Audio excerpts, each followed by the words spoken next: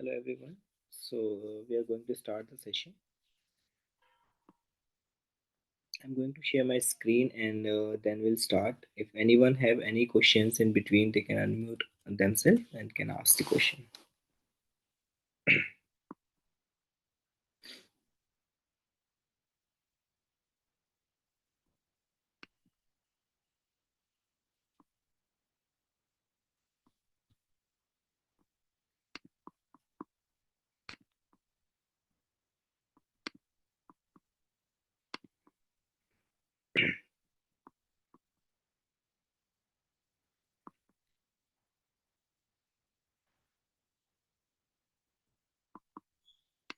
Okay, just confirm if you guys can hear me and can see my screen in the chat window.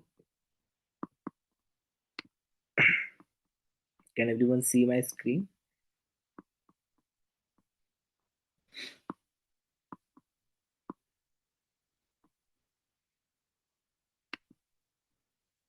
Great.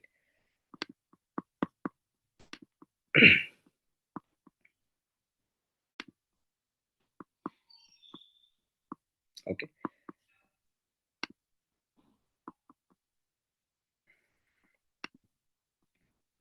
All right. Welcome all. This batch is for the manual testing along with the database and some of the APIs testing techniques that we are going to cover. And this is the first demo session that we are going to start it with. If you guys have any question in between, you can just message on the chat window. I'll just see on a timely basis and then I'm going to respond on the questions. So when we say the manual testing,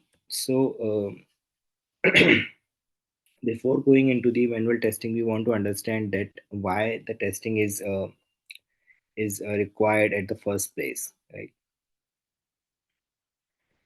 Why do you want to go into the testing? Okay,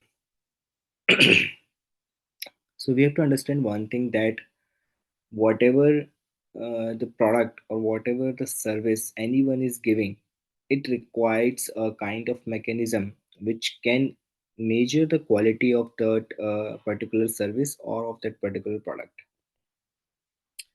So when we say it requires a quality to measure the particulars, is required a measure to to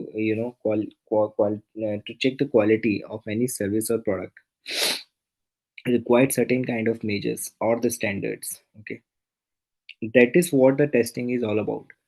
Whenever we go any kind of use any kind of service or any product, it comes to us after having a proper quality check. That quality check is basically ensure that whatever the product and service we are going to release to use the end customer is having the satisfactory results, and there is no complaints is going to come from the customers end when they will be using it, right? So that is the main purpose of doing any kind of testing, whether it is software testing, whether it is hardware testing, whether it is any other product that we are using in day-to-day life, in day-to-day operations. Anything we are using is comes after a very good quality check. So that is why we can understand that testing is very important. Okay, and that is why we can understand that there will be a high demand of the people who can do the quality checks, because the products are not going to stop to make in the factory. Okay, or to make to or the applications are not going to stop to make into the organizations. So the scopes is indefinite. There will be a high scope of getting the opportunities, getting the job, because the testing is going to be there forever. There are ways which is going to be changed, like we started with the manual testing, then we go into the automation testing, then we do some certain other type of testing before launching the product, which is related to the load performance and other stuffs. Okay, but it is going to be there. The ratio is going to be changed, but it is going to be there forever. Second, why manual testing is more important is that no matter you do how many type of automation onto the product, but still the manual testing will be required onto it. Okay, and manual testing, why you should go into it, because if you are not even having any technology knowledge and you're just having good logical and the understanding capability, you can do the manual testing. Okay, so there is no technology dependency as such is required. All you just need to understand the right processes and the right set of tools that is going to be used for the manual testing, and then based upon your increased analytical and the logical skills, you can do the manual testing.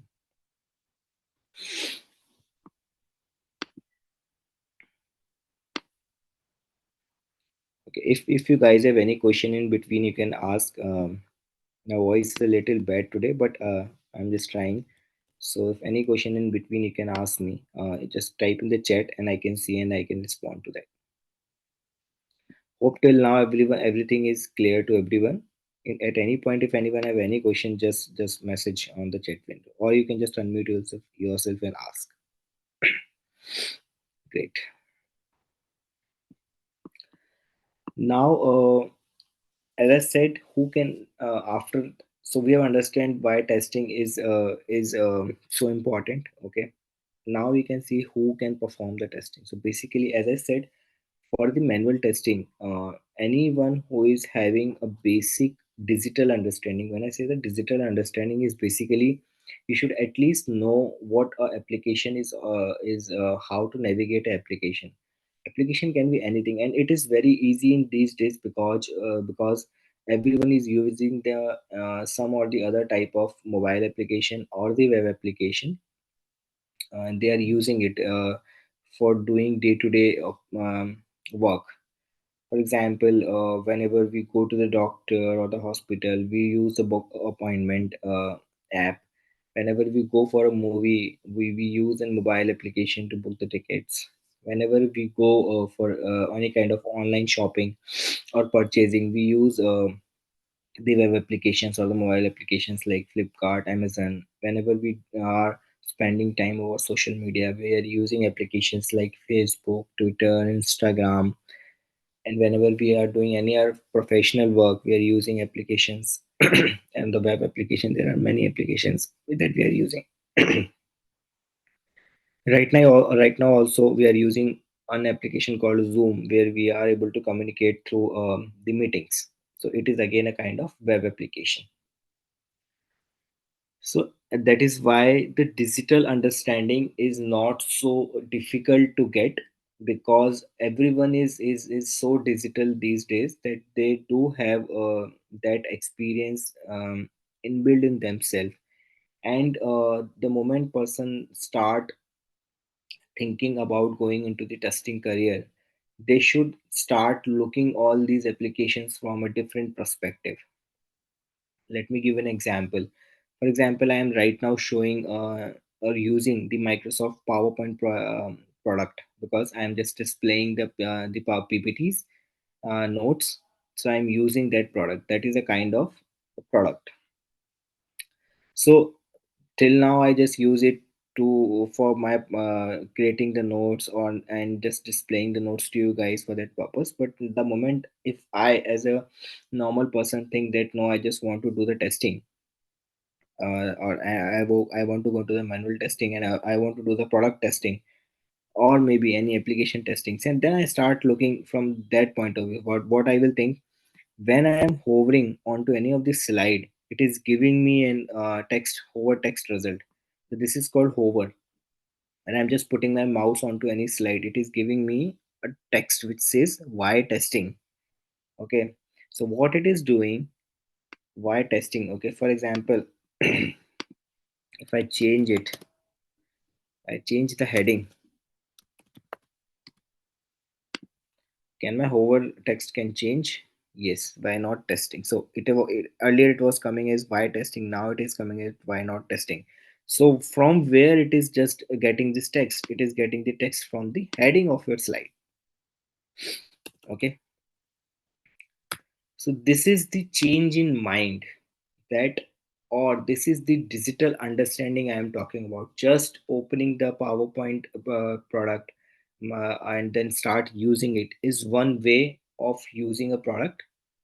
And then start looking the product from the different mindset. When you decided that you want to build your career sorry, into the testing, then you have to start looking each and every thing that you are using. For example, because we are all are here, obviously we all want to either doing or want to do a manual testing job into an IT industry. Okay, so we are going to look our IT applications from a different mindset, from a tester mindset, from a quality assurance or quality analyst purpose mindset. This is that mindset that I am talking about here. Is if you have a digital mindset, start looking the product from the different mindset. So as I said, why this hover text is coming, this hover text is coming because without going onto the slide, I can see what slide is talk this slide is talking about, which content. So what they have done, they have taken the heading, because mostly heading tell you about what the content would be inside the slide. So without going into the slide detail content, they are giving you a feature like when you hover on any of your slide, it will give you a hover text. This is called the hover text. It gives you the hover text, which tells you that what could be there inside the slide as a content. And from where this hover text is coming, this is coming from the heading of that slide itself. So if I change the heading, the text will definitely get changed, as you saw. So text is getting changed. So this is the testing mindset that we need to prepare. Okay, and this is a very small example, and then there are a lot of example. You have to check what each and every feature is doing, what is the work of every feature. When we use any feature, what changes is happening into the application, you need to start looking. So to start the testing, you need not to get any project, any work. You can just open your system, and then you can do it from any application that you have, or that you already use and that you are very familiar with. So you can take the any application that you are very much familiar, start testing that application, start looking from that mindset which I just tell you, so that you will be getting that understanding, which is the only thing is required to do the manual testing. And it is required, it is mandatory to do to have in the manual testing, is to have a digital mindset, is to have a digital understanding. Okay, so this is what we are talking about here, like who can perform the testing. So any person is having a digital understanding, digital mindset, or the creative mind, basic thing, they can start to perform the testing. And the better mindset you have in terms of digital understanding or understanding the things, the better you can perform into your in your testing career. Okay, because it's all about mindset, it's all about looking into the things from a different perspective. Okay, that perspective is very important into the manual testing. So this is all about it, nothing else is everything else is secondary, that will come but as you learn. But this thing nobody can teach you. Okay, so that understanding, that perspective that you need to build, that you have to practice yourself a lot, nobody can feed you in that perspective in your mind until unless you start looking things from a different mindset. Okay, so start creating the mindset in such a way that you are looking at any application, so you are not just looking to use them as a main purpose, but you are started to looking them as if that has been given the responsibility to you, that you have to check the quality of that system. So you have to understand it first, then you are once you understand it, then you have to put the scenarios, put the workflows, which is there in the product, and then you have to start testing each of the workflow. So right now, the very first steps when you do in any kind of thing is whenever you given the responsibility to test any system, any product, any application, you first understand that application. When I say the understand, that we have to understand what all features are there, what is the scope, what needs to be built, and then once you understand that, then you need to see what is built. So one is the scope, that what needs to be built. Second is against that scope, what the team, the development team, has done against that scope. And once you understand the scope, then you see what has been built.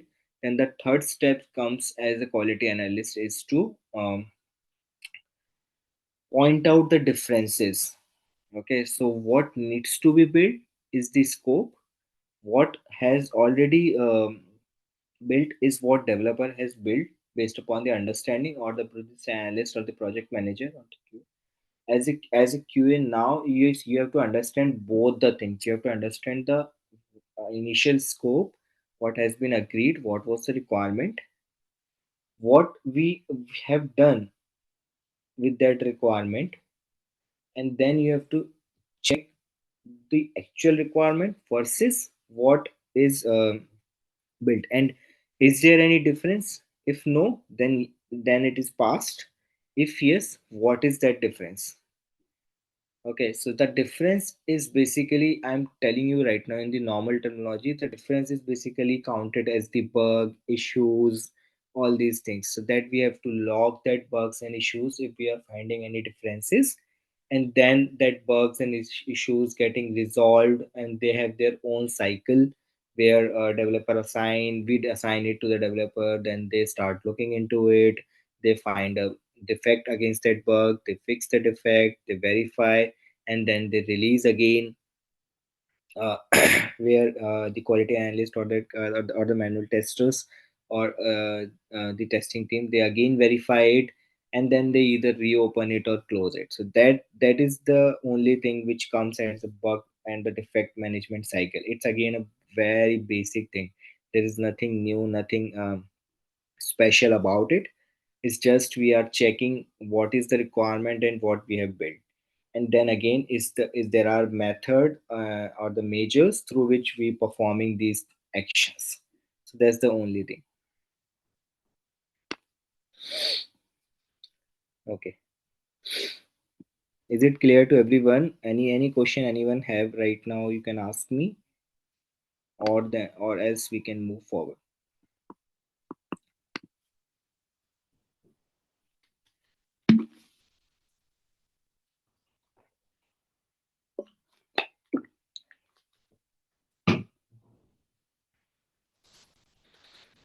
Okay, so I think it is clear to all.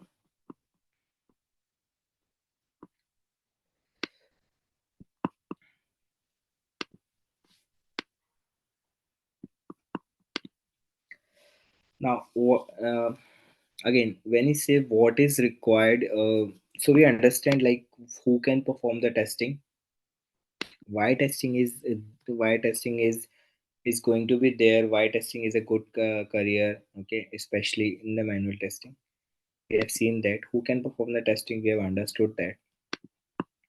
What is required to get a job in the testing is is basically what I said, is a combination of all. Is one is you should have a good communication. When we say the good communication is not only about reading or writing something. Apart from that, the reading and writing is definitely important, but apart from that, the communication within the team, or without externally with outside team, like clients or the client's team, is very important. Okay, so this these are the things which stand you out from others. If you have the good communication skills, you can able to do two things. One, you are able to understand the exact extract of what the other person is saying, that other person can be client if you are sitting into the requirement calls, or if you are sitting into the uh, release demo calls, where you or the business analyst giving the demo of the system, and that you can actually extract from the communication, like what client is saying or what the people are talking about. So the extract is very important. We need to understand not just the entire communication or the conversation you need to remember, but what you need to remember, or what you need to note down, or how do you note down that thing is important. So suppose if the client is saying this functionality is not working, any functionality xyz, and then they are doing a lot of conversation around it, but there could be the main 2 3 pointers which actually result to fix that point. We need to cater that 2 3 points in our mind, because or on our notebook, or we need to understand those things. That is the part of, that is what I mean from the good communication. Okay, so definitely the client will speak about around it about many things, because he is the one who have a long vision about the product or the service that they are trying to create. So they will talk about many other things, but apart from on in these on those in that many other things, there could be 2 3 main pointers of the which is required actually as an input for us to fix that point as what clients want. So you have to jot down that 2 3 points in your mind or in your notebook, so that when you do the internal team meetings with the team, you can actually communicate that, these are the things which is actually required to fix that point, and that is the expectation from the client side. So it becomes lead to a good conversation, or the that will actually eventually help team and help you to test it better, to write the scenarios better, and to test it correctly as what client is expecting you to test. Because basically what happens that the QA guy or the QA people, they are working with the internal team, they are the part of the team, but they should have the mindset of the customer.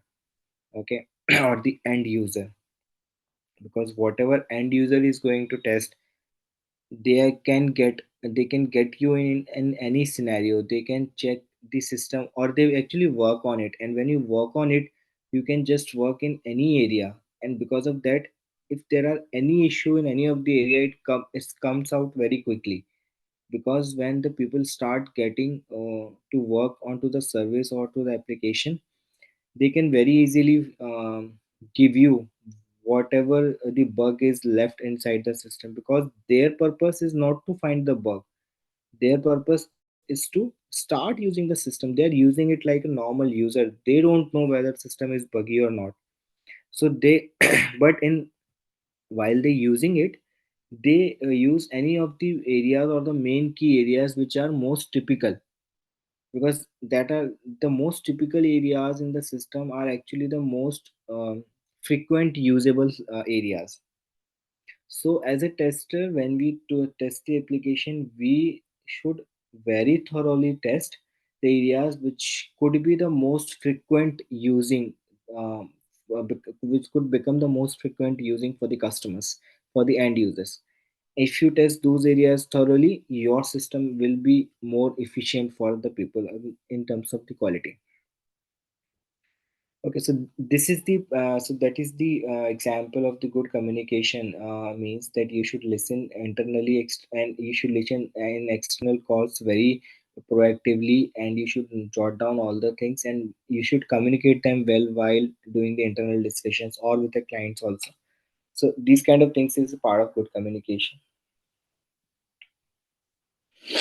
That the listening power, obviously, if you want to have be a become a good if you want to communicate better, you have to listen first. So the listening availability is very much required whenever a discussion is going on.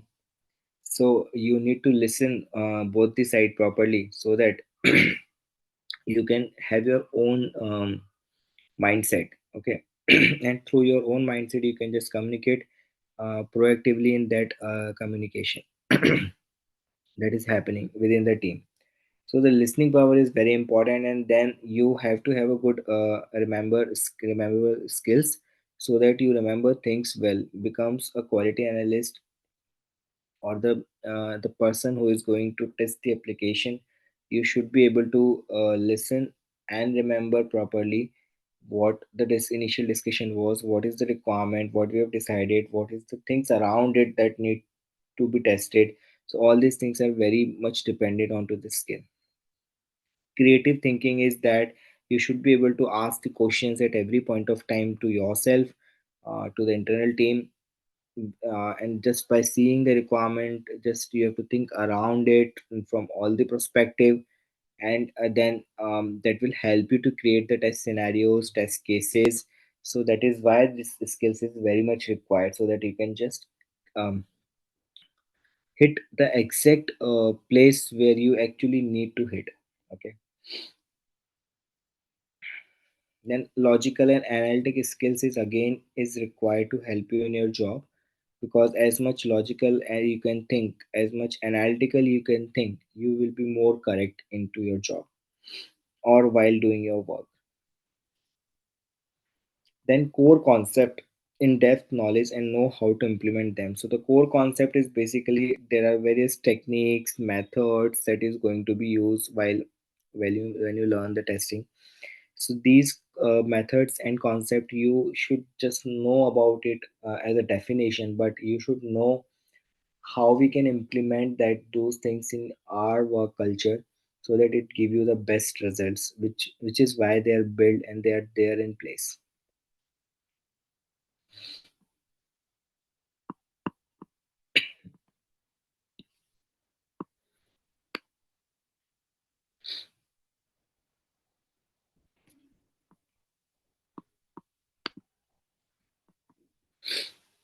Okay. So there are two common things when we talk in terms of IT industries and testing into the IT industries and the software applications or the software companies. One is the project and other is the product. So there are two different stream. Either you can go into the project or services oriented companies, or you can work into the product oriented companies, or there are companies who do work in both the scenarios. They do work in the project or they do provide the services as well, and they are have working in the one of the wing or one of the department. They are working in the product oriented um, thing as well. So it can be a mix of both, but specifically the companies who are working in the product, they are generally called the product based companies, and the companies who are working on the services or the project means they have the multiple projects. So what is the difference? Once when you see the project, is basically you work with multiple clients, you provide the services, or you create the projects in the multiple domains. It can be, when we say the domains is basically the areas in which you can provide service. For example, someone is very good in e-commerce, someone is good in financial dealing with the financial applications, someone is good in insurance, someone is having knowledge of domain knowledge about healthcare, and then someone is having good knowledge about supply chain management. And so these are the different domains in which people have the expertise, or they start building their expertise as they work and work more in that particular domain.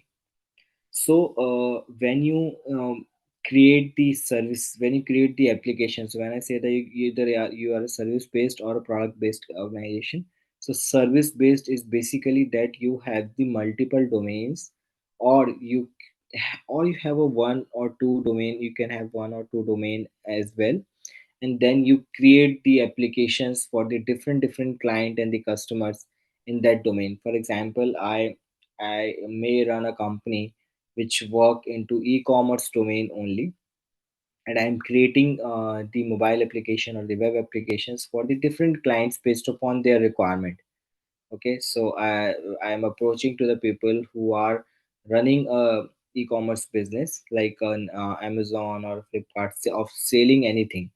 Okay, and then I approaching them and I'm just creating the web application or the websites or the mobile application for their specific needs only.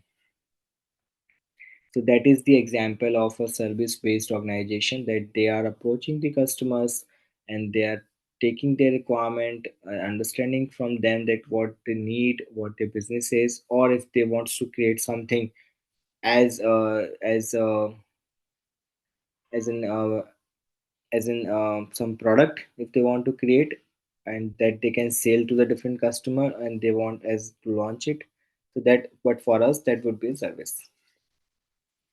So that is called the service based organization, where we are working on project to project for different client, versus the product based organizations. So product based organization, suppose today I decided that am going to create, some application into the, for example, again in e-commerce. So I am creating that for myself, not for any customer, but the vision is that I am going to sell to the different people, or I am expecting that on that particular product that I am making, anyone can come and register and can start running their own business. So that is the product. So product is basically, I'm not getting the requirement from different customer. I have my own set of requirement which I've jotted down from different methods. There are different methods of getting the requirements because I know what I need to be built, and then I started building of that, having a vision to have a thousands of customers onto that, and they use the platform to run their own things. So that is called a product. So product is have a long vision, and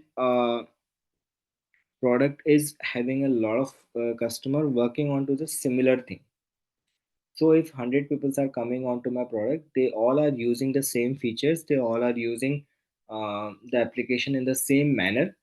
While in the project, each customer is coming on with their own set of requirements, and then we are building a specific application for them. So if there are 100 customers, there are 100 applications, they have their own applications, and then they might be selling it to their own customers, or they might be there might be multiple customer registers on their platform. But for us, it's an application. While in the product, we create something, we build something, and then the people are coming onto our platform. They are doing they are registering themselves, or they are purchasing in a subscription model or any other model. Can be any model, not just a subscription model. And then they are using our platform to perform their things. Okay, so that is a called that is this thing is called as a product. Now some basic differences, like project has a beginning and the start date. Is definitely, if you're creating it for someone, you have a timeline, you have a project plan that you have to follow, and that plan comes with a start date and an end date, and then in between also you set the deliverables, like you're going to release these features by these dates, and that is how it's going to follow. Okay, while product is basically, it is a kind, it doesn't have any fixed timeline. It is a kind of a permanent thing which keeps on improving, but because once you launch in the market, you get to know that in that domain there are many other features or technologies is coming up. So you keep updating, upgrading your product based upon the customer need. The product is goes into the market, people use it, they give you the feedback. Based upon the feedback, you start creating another set of features, then you again release a new version of your product, and then that cycle goes on.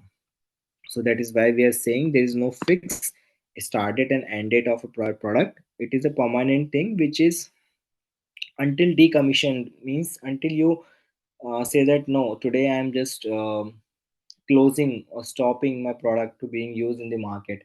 Until then there is no stop in the development of releasing of the process of that particular product.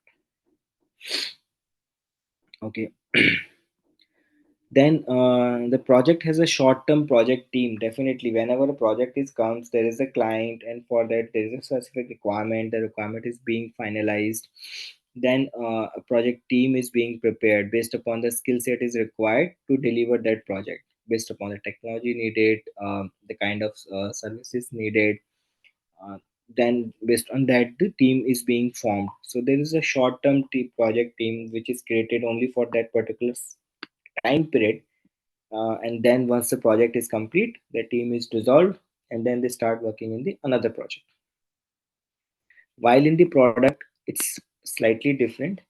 In product, generally we try not to change the team, because once the people started working and they keep working in that domain or on that product, they have the domain experience about the product.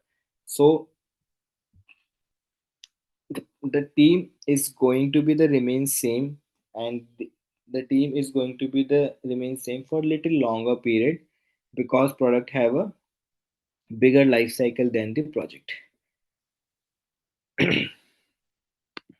Then iterative planning versus or adaptive planning versus predictive planning. So why we are saying adaptive and predictive is, adaptive is basically our product, we create for example 20 features, and then we launch the product in the market. Then people are using it, they are giving their suggestions, or we are seeing the need in the market, based upon that we are learning. So that is the adaptive, we are adapting from the market, like what next can we create in the product. So then again we create that product, that features into our development thing. That is the iterative, that is why we call the iterative. Iterative is basically you are releasing it into the cycles. It's an iterative process. You create something, you release in the market, then you learn that okay, the five new features are most important that people are asking, it is in high demand. Let's start building them. So that you learn, which means you adapt from the market, then you put them into your process of development. This is the iterations. So that is why we are calling it adaptive or the iterative planning. While in the project the customer comes in, they comes in with their own set of features. They want that, they need their 20 features into this, and with this they want their application or project to go live. So that is a productive. We already have a set of features, list of features in front of us, that is already predict in the beginning.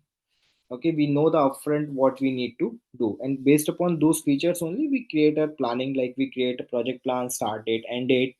And then accordingly we define the team works onto the different features. They release it, the QA team test it, and then they do the release to the customer. Finally customer do the testing, and then the market, the product goes into the live thing. So that is the basic cycle that I told you just now, is the SDLC cycle, software development life cycle. We'll talk about that in detail. So the productive, iterative versus the adaptive versus the productive, and the difference between product and the project. Then continual improvement versus one-off delivery, as we discussed multiple times in this example only, that product comes with a continuous improvement cycle which never ends until the product is there in the market. Okay, so we have seen that we are using the browser, Google Chrome. So Google Chrome has launched so many versions. Okay, if you see, if you go here, read about Google Chrome, it is having a version number called 120.0.6099.109. So this is this there is a technique of writing the versions numbers. Each segment tell you something. Okay, so they have the that I will tell you some other day, but they have the meaning of each, when a particular number will increase. So this 120, when it will go 121, they have a logic behind it. The when this 6099 will go to 7000 or 6 7001, they have a logic about it. Okay, so but this is the version and this is the product, right?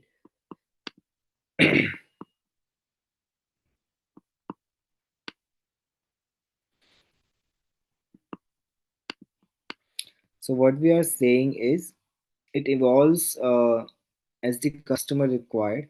Okay, so there is a continuous improvement is required, and that is why we keep increasing the versions and then we keep working onto the product. While the project has a one delivery timeline, we deliver it and that's it. So that is the difference in that. Evolving customer need versus the specific project requirements. In project, customers comes with their own set of requirements, and then accordingly we perform. Then the investment deliver benefit KPIs versus investment delivers scope. Yeah, so in projects, as I said, that we have the set of requirements, so we need a we define the scope. Sorry,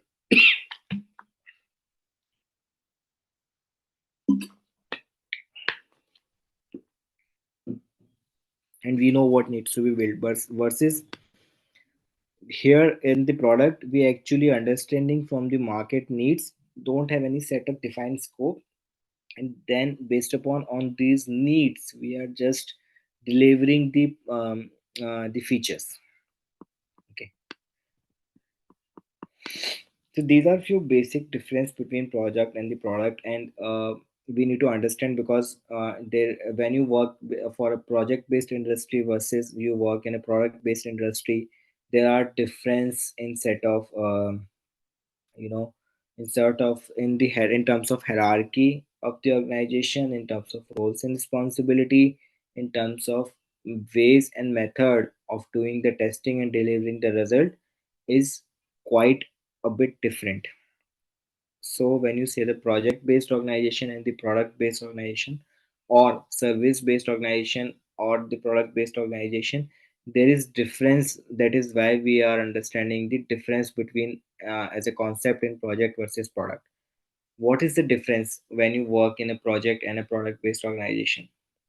So when you work in a product based organization, your mindset and approach, okay, is totally different when you work in a project based organization. In product, you have to be more detailed, you have to be more thoughtful, okay, and you have to think from the n number of scenarios, because there is no boundaries in the product. While in the project, the scope is very clear, it is very easy. As compared to the product, it is easier to find out the scenarios, to find out the workflows, because you have to work in the restricted boundaries. So that is the difference in the product and in the project. In product, the QA team are they are more open to the suggestion, to the discussions, to the meetings, because whenever they are doing the testing, it's they are not doing the checking the feature against a certain requirement. They are testing the features as against the market. Okay, so in the market or in the domain which is which that product is going to be released. So the scope is bigger, scope is larger, the testing scope is larger in terms of product versus the project. So ultimately, that is why that is a general practice. The people who are working in the project industry or the service industry, they ultimately want to go and work in the product. And the people who work in the product, there are two advantage. One is they start getting that product mindset, and specifically if you work in a small area versus you big work in a bigger area, because here you are competing with a bigger market, so obviously your opportunities will be endless.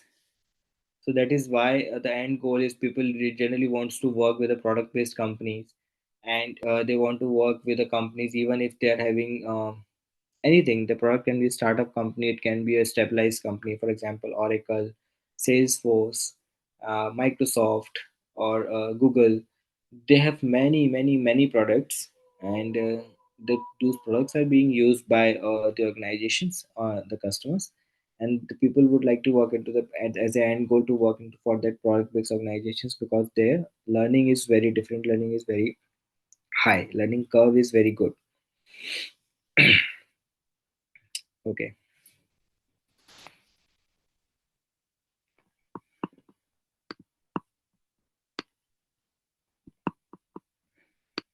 I hope everything is clear to everyone. My uh, way of talking, the speed of talking, and the explanation that I'm giving is everything is understandable by you guys. Just type in the chat window if you have any concern, or everything is fine. Just type yes, you are able to understand.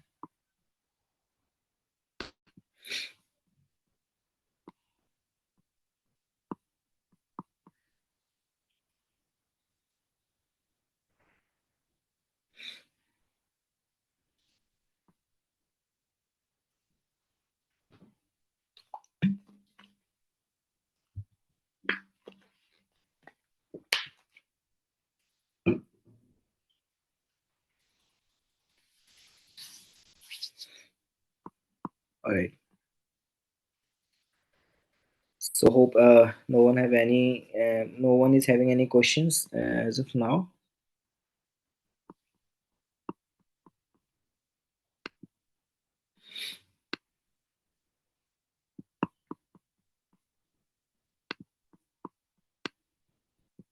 Okay, so we can move next. When we say the quality comes with generally comes with the concept of software quality comes with the three main areas which are there in any organization. One is the quality assurance, other is the quality control, and third one is the testing. So there are people who works in the quality assurance department, there are people who work in the quality control, and then there are people who work into the testing department. Or they there can be one department called quality assurance, but these three are being definitely being segregated at terms of the working, or at terms in terms of the roles and responsibilities that needs to be defined, how they are different. For example, when we all have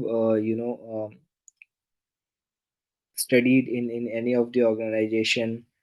Oh, sorry. We have all have studied in the schools and the colleges. Okay, we have done our education. So when we say in any of the educational institute, we talk about there is a there is a principal who is going to define what is going to be followed, what is the rule in the school, for the school or for the colleges. There are defined set of rules that is being followed, or defined set of processes that needs to be followed. So who write the processes? For example, let's say the principal is the higher most authority, so he approves all the principles. Or maybe there are people who write the principles, they write the processes that needs to be followed for processes like for new if you want to take the new students, what is the process, what is the induction process? Okay, what is the process for conducting the examination, what is the process for conducting the intermediate test, and what is the process and what is the rules for the maintaining the decorum or the discipline within the institute.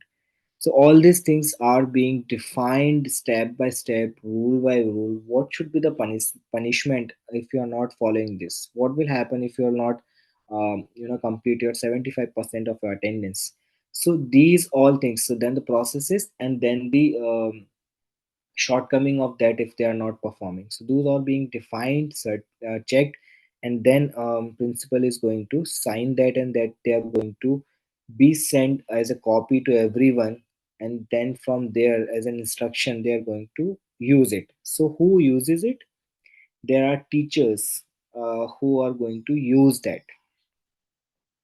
So in our example, in our software industry, the quality assurance guy is the principal or the principal department. So people who are working under that principle directly to working on these things, or the principal itself who is checking that, is the quality assurance.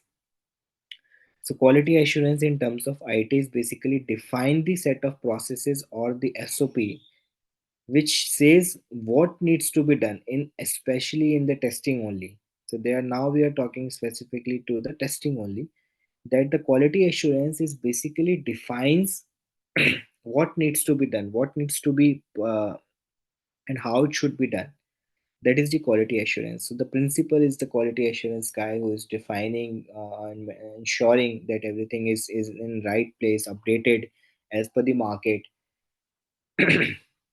Then the quality control guys, we can say the teachers in the institute, the one who is going to use ensure that that is being maintained. So basically the teachers are, again, they are not following the they are ensuring that whatever is defined by the principal is followed.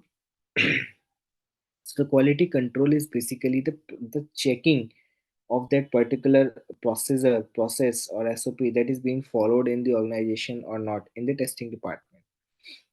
Now the testing is basically the student who is being enrolled into the institute, because there are rules that is being followed by, that is being need to be performed by the students, and then the teachers have the responsibility to check that they do it correctly, whether they are doing it or not doing it. Okay, and what are the rules that is being defined by the quality assurance. So this is the relation in our organization. Testing is basically the guys or the team, the manual testing team or the senior leader or whatever the people are there in the testing who is performing the things. They are basically doing it, but how they know what needs to be done, that is being defined at the quality assurance level, and whether it is happening or not happening, that is why the quality control department is there in place. So they are going to test it. Now for example, it says, first of all I need to create the testing plan before starting the any activity. So now there is a person, maybe it can be the lead analyst or the lead QA guy who is going to create the testing plan. Okay, so and then there is a process which says once you create a testing plan, it needs to be saved with a particular format, maybe in a Word or a PDF document, and it needs to be reviewed and approved by your manager, and then it needs to be placed in a central location with this file name before starting of your um, we can say the test case scenarios activity or the any other activities. So now it is the work that is going to perform the by the testing team, that they are creating the testing plan. Once their plan is created, they are sending it for the approval as defined in the process. So maybe their lead or the manager, is sending it to the client. They are getting the client signature onto it. They are doing the making the approvals, and once that is done, they do their own signature, and then they send it back to the person who creates it. Or if it is written in the process, that manager can also store it into the particular location, so they are going to save it for future reference. So this is the entire process that is being written at the quality assurance level, that once you create a testing plan, the first, once you get into any project, being the team quality and assurance team, you first of all need to create the test plan. Test plan needs to go to your manager for review. The reviewer need to have their own stamp onto it, and then reviewer or the manager need to send it, or the creator need to send it to the client, and client should also have their approval or their commitment to it, and their approval is also need to be have us in a written signature format, and then that final copy need to be stored as a PDF format in a particular location that can count as a file management system or the QMS system, quality management system, with a project folder, inside the project folder, within a project plan folder, or a testing plan folder, and then with this particular file name. So this is the entire set of rule or the process this is being defined and that is being followed. Now the job is of the testing team to follow all these steps. The job of quality control team is to check and going in that particular folder, opening up the file and checking whether the reviewer signature is there on and on which date it was signed, whether the client signature and the approval is there and on which date it has been signed and approved. Because quality control guy, how they will get to know? They will get to know only by seeing into the document. They cannot go and check in the mails, they cannot go and talk to the person, they cannot go and talk to the client. So that is why the processes need to be defined very clearly, that no one needs to go nowhere. By only seeing it, they can assure that it is there. So if the client signature is there, the date is there, we know that on which date client has signed it. The reviewer signature is there, the date is there, we know that whether reviewer signature before client, after client, or before start of any other activity. So that is the date time stamp that is giving us the assurance of that part. And whether it is saved in particular format in particular folder or not, so they are going by themselves and checking whether it is there or not. So that is the thing. Now how the testing guys know that they need to go for review, they need to go to the client approval, or they need to save it into a PDF format, they need to create a project folder with this particular name. This is all written in the process document which is being created at the quality assurance level or the quality assurance guys. So that is the thing, that is the difference, and that is the practical example how we do it, and that is exactly how we do it in the organization at any department. Okay, why it is required? Because in the big organizations, these once the project gets over, or in between also, or for the product also, there are external or the internal audit uh, that is being performed. So audit is also another career for the quality analyst guys. So that is a kind of the quality check department.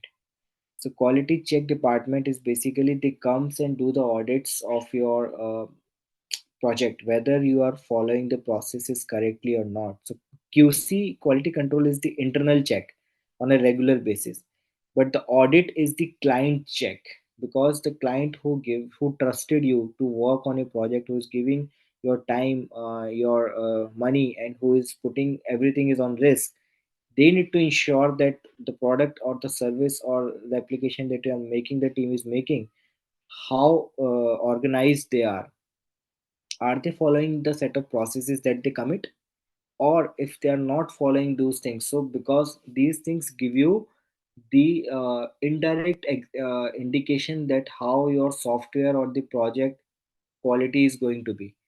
If if you are following the processes and your processes are written right, it means your half work is done even before building the product. If you don't have the processes in place, people are not following the processes, then nobody knows what needs to be done, then definitely your project or the product is going to be a mess, because everyone is doing whatever they are thinking it is right. So that is why the processes is being created and followed in the organization, and that is why these all departments are there in place. Now it becomes very easy for any person to leave the organization and giving the proper knowledge transfer to the other people, because everything is written and everything is being followed and everyone can see that. So that is why you need not to tell each and everything to the person, like how you did it this thing in this way in this project, and then in other projects you have followed a different route, because everything is written. How you need to code, how you need to test, how you need to follow the process, everything is there, everything is performed in a similar fashion in every project, in every product. So these all things need not to teach to anyone. If someone is new person is joining, if some the old person is leaving, so it becomes very easy. So that is the another advantage of having these things in place and followed properly. This is very important concept guys, the quality assurance, quality control testing, how it is actually implemented into the organization level, and how it is being maintained, why it is there, and what is the use of external audit, what is QMS, quality management department, okay, or the system. And these things are very important, and they are need to be followed. And the clear example I have given, and you need to have a very clear distinction between all these three. So just ask if you need to want to ask anything about it.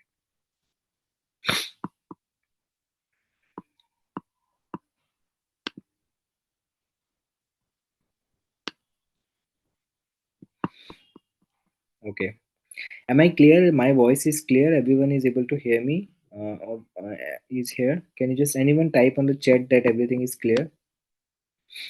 Anyone, everyone can see hear my voice clearly, you can see the screen.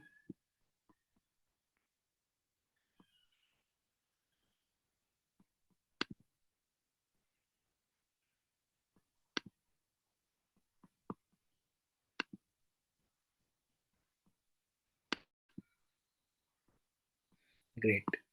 Thanks, Vikash.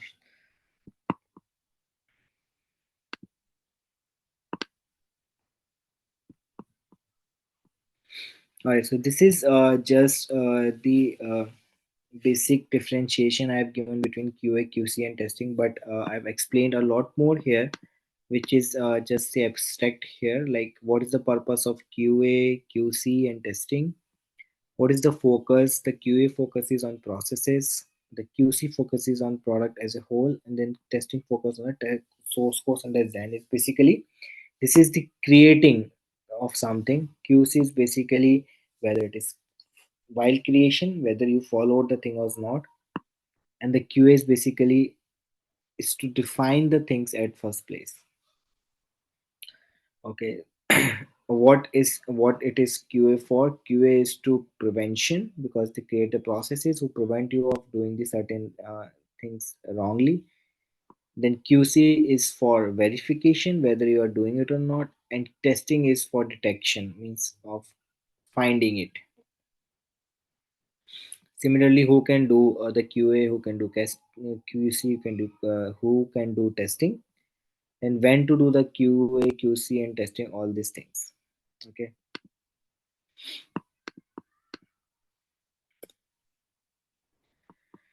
Now, the basic definition of testing, but we have talked about it a lot in during the session itself. So testing is a process to check the system in order to ensure the quality. As simple as that. We are doing the testing because we want to ensure that our product or the service quality is top notch. Okay, so in order to do that, we are testing the system. So testing is a process to check the system in order to ensure the quality. There is nothing much. We have talked more on that. How it's all started. So now we are trying to go more into the practicality of work, how it's being done, how it started. So I always believe that if you are doing the testing, you should not only restrict yourself to the testing only. You should understand the source or the origin, how it happens in the organization. You should have a bit of knowing of the things, so that you put yourself into the more depth along with the things. So how our projects come into the organization, how it happens is basically it's all started with the project or the product. We are talking about a project based organization, similar with the product also, but specifically here we will start with the service based organizations, how it happens. So there is a team for the business development or the sales team or the marketing team that they do look out for the prospects or the customers, and they understand or seeing the requirement. They do the project, they do the RFP submission, which we call the bidding process. And then there are different set of processes followed at that stage, and once that is done, completed, approved, costing is done, effort is done, it's defined at a base level, then the project is won. Then the kickoff meeting happens. So kickoff meeting is basically the common terms in the industry. Kickoff is basically is the first meeting to get introduce the external team with the client. Okay, so when we say the project kickoff meeting, there are set of stakeholders like project manager, maybe the QA analyst, the business analyst, or the tech architect, and then the from the business development side, the head business and development guy who was involved during the project bidding session. So they all are there, and the project manager and all. From the client side also, the client stakeholder like the client SPOC, I mean the point of contact person in the project, client project manager, client people, they are there. So it's a kind of introduction call that happens as a first step, which we call as a kickoff meeting, where people do understand each other. Customer then knows that what who will be the team who's going to work on their project, what is the role of each and every member, and they get the basic introductory between each other. Similarly, the internal team gets to know who is the client, what is their vision, what is the expectation from the project, or what they want to develop. So it's a kind of a culture that we define with the kickoff calls to set the base to get started with the project. Once that is done, then again there is another process called project initiation notes. This can may or may not happen based upon the organizations. Every organizations have their own set of process to follow, but the kickoff meeting and the project bidding process, they are generally very common. So the project initiation note is basically getting the approval internally to start working on the project. So the project initiation note, maybe the project manager send it to the delivery head or the director, that or the MD, that this is the new project, this is the team customer, and this is the expertise that we need for the project, and we are going to start onto that. These are these uh, hardware requirements we have, those kind of basic information. They want the approval from the management side to get started onto the work, just a basic approval. So once that get it, then that is being recorded, and then the project is actually started into the uh, with the team. So the basic process how it officially started on a project.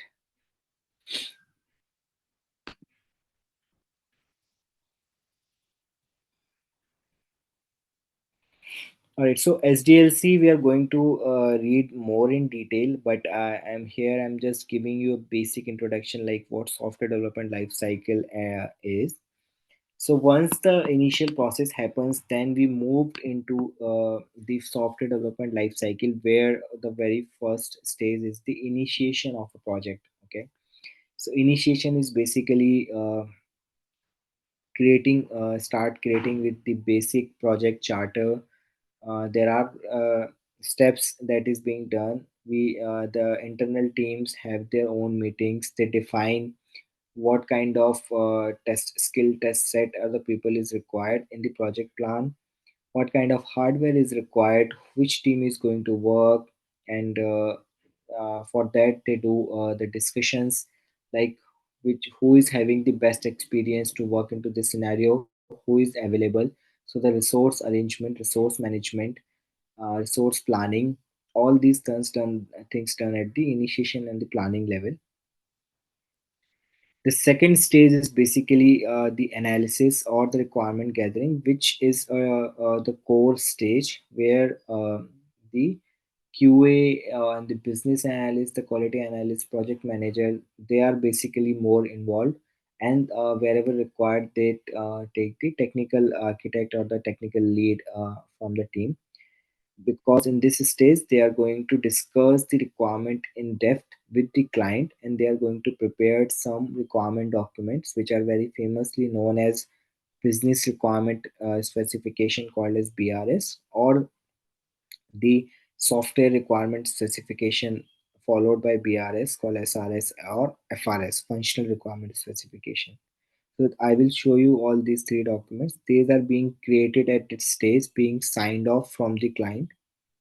When we say the signed off is basically a process where we are going to write down or discuss the things with the client, and then we are jotting down in a particular format, and that is being reviewed by client, and then client approves that, and that which give you the commitment, like this is the requirement and this is the scope. So it's basically to define the scope that is being used throughout the project by the developer or the quality analyst for developing coding, or writing the test scenarios, test cases going further. So that is why this phase and the output of this phase is very important.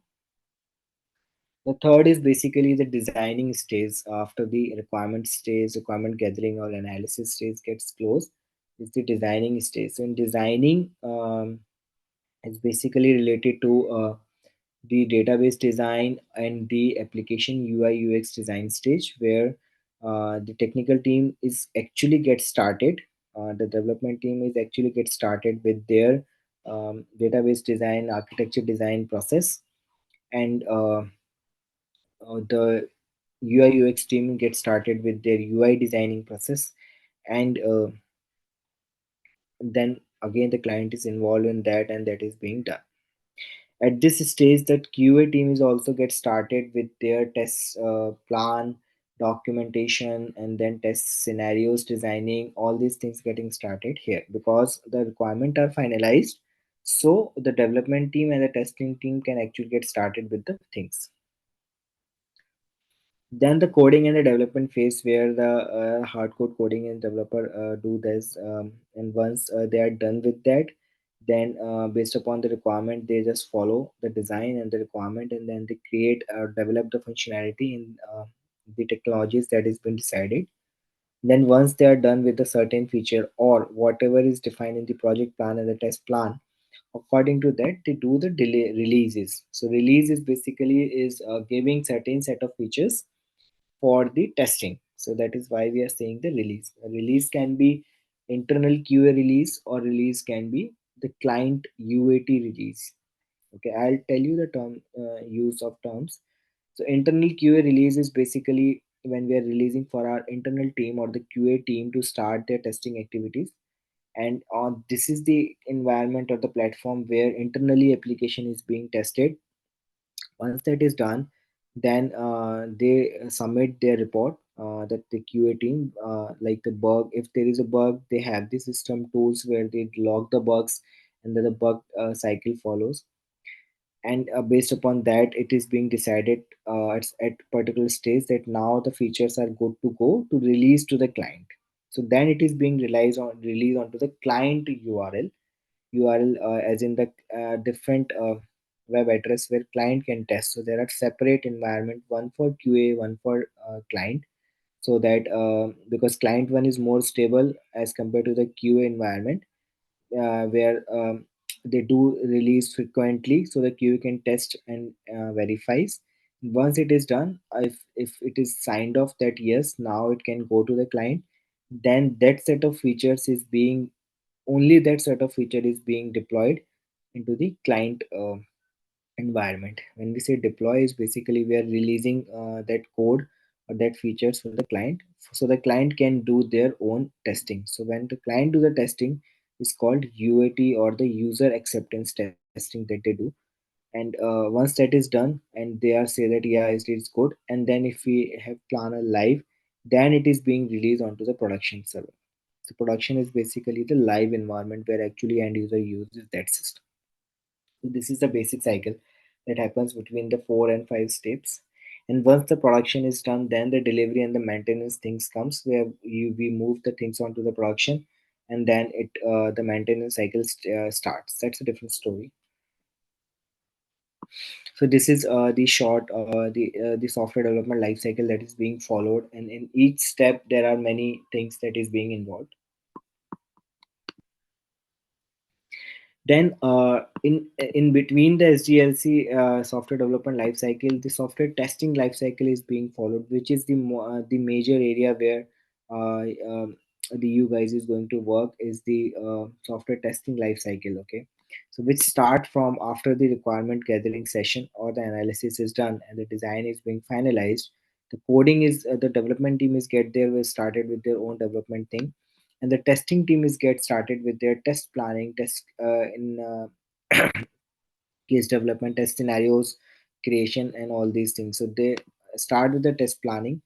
Test plan, in test planning phase, they are basically create the detailed test plan, and the test plan consists of everything about the testing, like what needs to be tested, what are the features which are in scope, what is the features which are not in scope, what is the plan of delivery, like in which sessions we are going to test which modules, because at that stage the project planning and everything is done, so they have the clear idea. And if not, the test plan document, created in chunks, like whatever the information has at the stage where the test plan document is created, they just put all those information, and later on it can be updated. So that's updation happens over the period of the entire project life cycle. So initially it comes up with the features within scope, what are the boundaries of the system, what is outside the boundary of the system clearly defined, what is the plan of delivery, like in module 1 this is the date, these are the features is going to be tested, then in second module these are the features which are going to be tested. So this way, then we do mention the resource planning, like what all the kind of resource is going to be work on this, what all kind of testing is required, maybe the stress testing is required, load testing is required, API testing is required. Accordingly, the resources are being allocated, and which is being mentioned into the test plan document, like what kind of testing is needs to be done, who is going to be do the testing, who is all the resource team. So all these things are being defined in the test plan, so that it becomes easy to follow for the entire team, because once the test plan is signed, approved, and reviewed, it is being distributed to all the testing team, and then they start doing their activities according to that.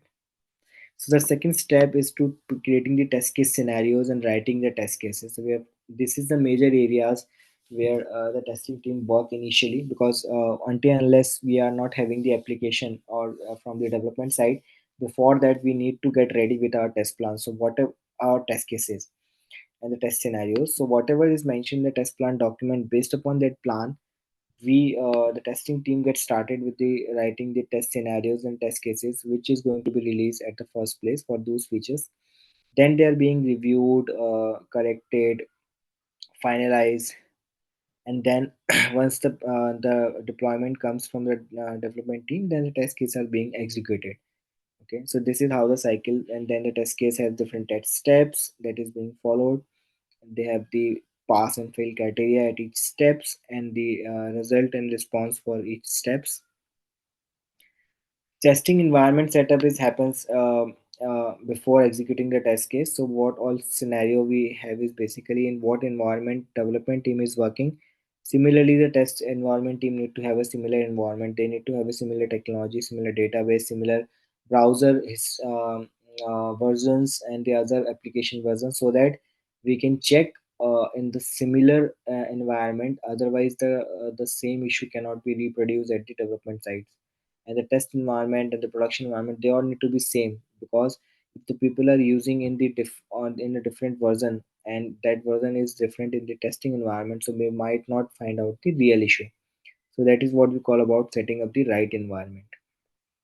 Then the text execution happens, like the test, whatever the test case is written, they are being actually executed at this stage, where we execute the test case onto the application that we have received from the development team. And then based upon the execution, the defect cycle is being followed, like where whatever the results is being captured, report is being shared, and then the issues are logged into the bug tracking tool, and then they are being the bug tracking cycle being followed from there. And at last, when everything is done, then the test closure happens, where we share again the report, like how many test cases are being executed, out of them how many are passed, how many are failed, what is the total testing passing criteria. So then based upon this criteria, for example, if it is defined that my 75% of the test cases are being executing, are being successfully passing, then we can say okay, now it is the time to send it for the client UAT. So then it is code for the client UAT. So this is the basic typical software testing life cycle that we need to follow for each of the project.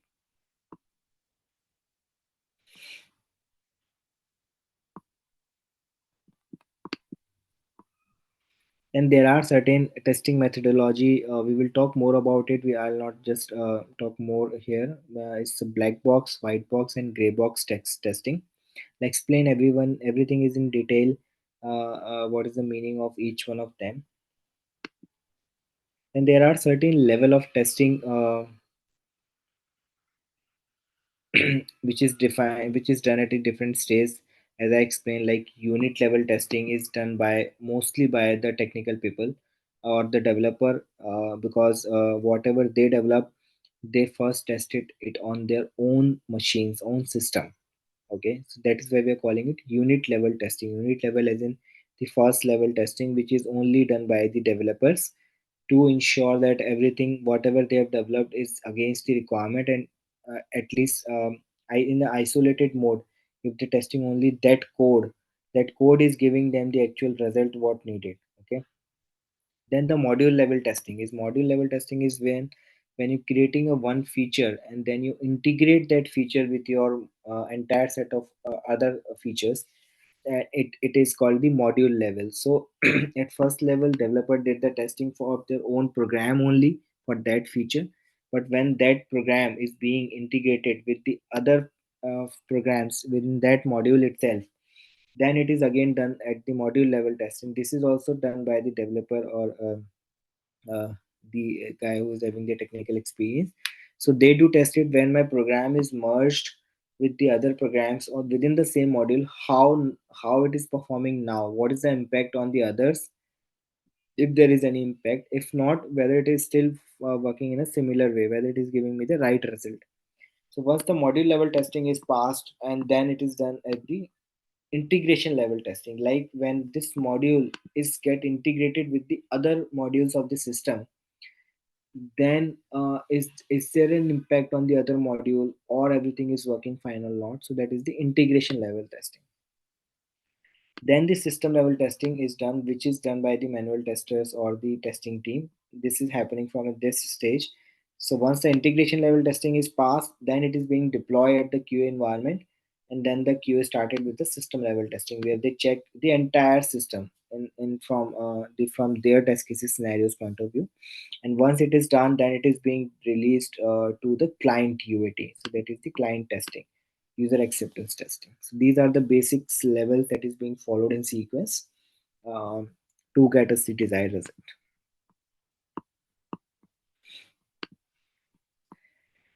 Okay, so these are the things which I wanted to cover in the first session, and that is a glimpse of everything as a testing, what all things are there. We will be reading in more depth from the next session, where we will start more on the SDLC and the software testing lifecycle and software development lifecycle. I will be sharing the notes also in the groups and at the respective place. Anything else anyone wants to know in this session, or else we can close session for today.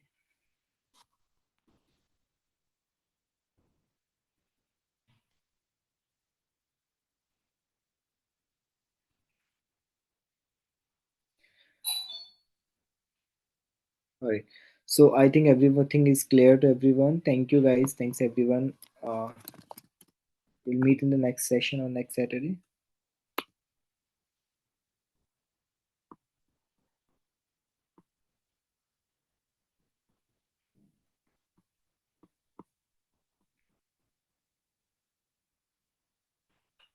Thanks.